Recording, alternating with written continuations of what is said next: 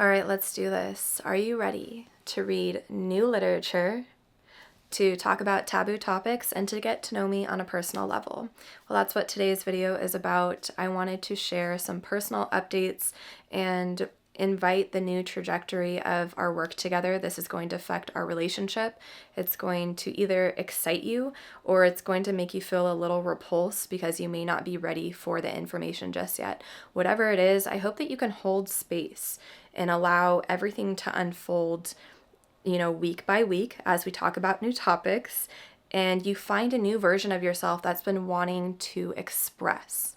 Okay, I'm gonna leave that there because I don't want to share exactly what the thing is yet of what we're focusing on, but I think taboo topics kind of tell you what it is. So anywho, let's go ahead and pause, rewind, and start on the personal updates. I recently took 7 months offline because I needed to refocus on readjusting my persona in the outside reality.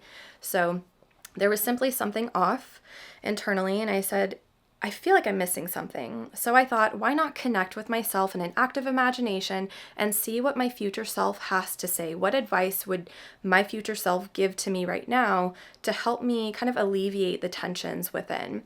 Well, this version of me was 85, doing Bikram yoga, which is already a yoga practice that I've been doing for over a year now. And she was so excited and light and free and playing, and she was just so alive as an 85-year-old woman doing handstands and back bends. And I was like, I want to, what's missing? I want some of that. So she essentially said, you need to become a Bikram teacher. And I said, okay. So I paused everything. I stopped one-to-one clients, hosting workshops. I stopped reading. It was very difficult to stop reading. My entire schedule is very put together for the most part. I like structure. So when I had to pause all of this, I was like, wait, hold on. Now I have to cut things away to refocus on this one task. And I didn't know the depth and intensity that it took to become a Bikram teacher, except 9 months later, I now know because I am a certified Bikram teacher. It was an extremely symbolic and spiritual experience that gave me such, it's just been so rewarding to step up on the podium and guide a 90-minute class, teaching people in 110 Fahrenheit, up to 40% humidity. It has been the most rewarding experience thus far. So I took time off because I needed to focus on building and materializing essentially my soul and my soul's longing. So I'm now a certified teacher, but with that experience and having a lot of time offline, I had so much time to reflect and come to recognize that the work I've been sharing with you, my somatic workshops and the teachings, to be quite honest with you, they're boring. I'm very bored. And it's because, again, there's another part of me that I was kind of watered down, and I have a fire to me. If you know me, if you've met me in person, I have a very warm characteristic about me. I'm personable and relatable, and I'm compassionate, and I'm able to see people as they are because I've done a lot of internal work. So I am very mindful of my tongue, and the essence that I exude is simply caring. But with that comes along a sensual energy, and it's just innate for anyone who has this kind of personality. If you know, you know.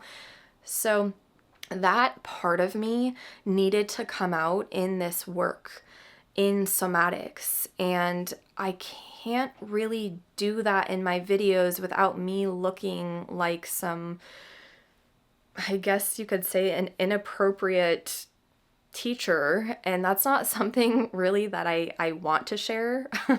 But the primitive self resides as well in somatics. So I had to kind of finagle my way in understanding how I could find a niche in somatics that worked and complemented my personality unless I found sexological body work where I take a hands-in and a hands-on approach to working with clients. Now, this is going to expand my work drastically.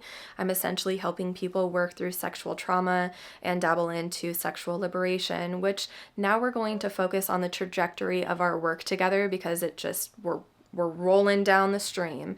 The rocks are tumbling down the mountain, and here we are.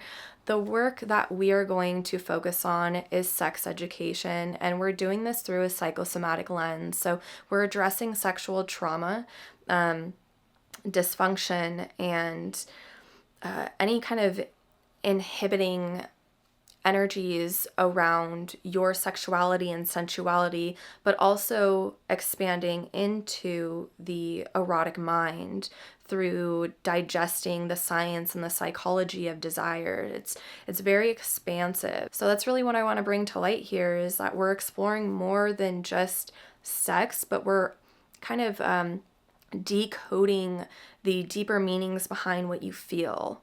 It's going to be a lot of fun. I'm stoked about it. Like, I have a whole library for this. This is content right here. You know what else is content? These books that I'm about to show you.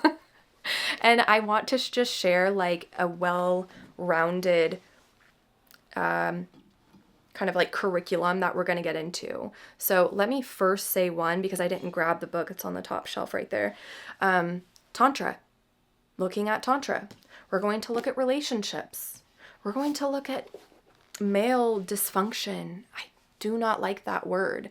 We're going to look at female anatomy.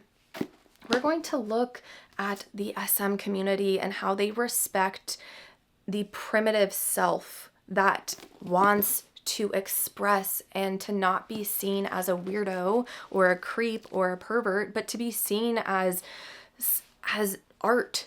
We are art. Our fantasies and our mind and the way that our fantasies form, it's all for a greater reason, and we have to understand this, okay? And then this last one, I just thought this was fascinating to share with you, because this is about our memories. Are they false? Are they real when it comes to exploring and navigating the trauma spectrum and the psyche? How is it that our psyche is trying to protect us? And are these memories that we remember, that come to mind, are those, false, or are they real? How do we know? Right? That's why we're doing this work together, is to explore and learn and navigate. There's so much in this space together. So firstly, I invite you to fill out a survey that I have created. Look at my pinned comments below. If you want to learn about your erotic mind, specifically your fantasies, I'm conducting a study that's going to help you navigate the darker, kind of like the darker needs, to see them as more than just, I guess, something that can be bad or like that you are ashamed of or afraid of. So fill that survey out if you can. I'm hoping to get 100 people to do that. And the last thing that I will leave you with is, for next week, we're going to explore the desire psychology. We're looking at how it is that your erotic mind and your darker nature can be felt, can be fully experienced, can be welcomed into your life. I think it's, again, so important that we navigate these with maturity, with an honest heart, and with courage to just see what's going to unfold for us, because this is about self-actualizing through our sensuality, to seeing that we're more than just the modernized technological ego that's come to form, but we still have a primitive, artistic, creative self that is always here and just waiting for us. Now, how that comes out, we'll find out together. So I will see you next Sunday, and with that, that's all. I'll see you next Sunday.